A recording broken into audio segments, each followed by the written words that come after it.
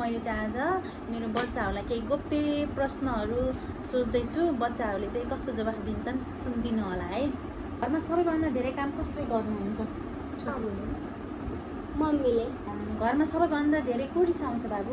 बाबा। नानीले? मम्मी। मम्मीले सबैभन्दा धेरै के भनेर गाली गर्नुहुन्छ तिनीहरूलाई? नानीबाट है त।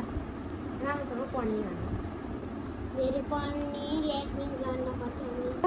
मम्मीलाई खुसी बनाउन के गर्नुपर्छ? छोरी धेरै पढ्नु पर्यो, घरमा मम्मीले जे भन्छ त्यही मान्नु पर्यो, धेरै पढ्न पर्यो, लेख्न पर्यो। मम्मीको सबैभन्दा राम्रो कुरा के हो? राम्रो कुरा के लाग्छ मम्मीको सबैभन्दा? छोरीले भन त। मम्मीलाई माया गर्नु चाहिँ त्यही हो। बाबाको सबभन्दा मनपर्ने बानी? एकदम माया गर्नुहुन्छ, जे भने त्यही पुऱ्याइदिनुहुन्छ। त्यो बाबालाई चाहिँ के कुरा गरेको मन पर्दैन? के चिज चाहिँ बाबालाई मन पर्दैन? बाबा अफिसबाट आएको टायर्ड हुनुहुन्छ अनि त्यतिखेर जिस्काउनु भएन, साइलेन्ट भएर बस्नु पऱ्यो, त्यही मन पर्दैन बाबालाई। ठुलो स्वरमा चिच्चाउँदै मन पर्दैन। ठुलो स्वरमा बोलेको है, साइलेन्ट हुन पर्यो, त्यही नै हो नि होइन?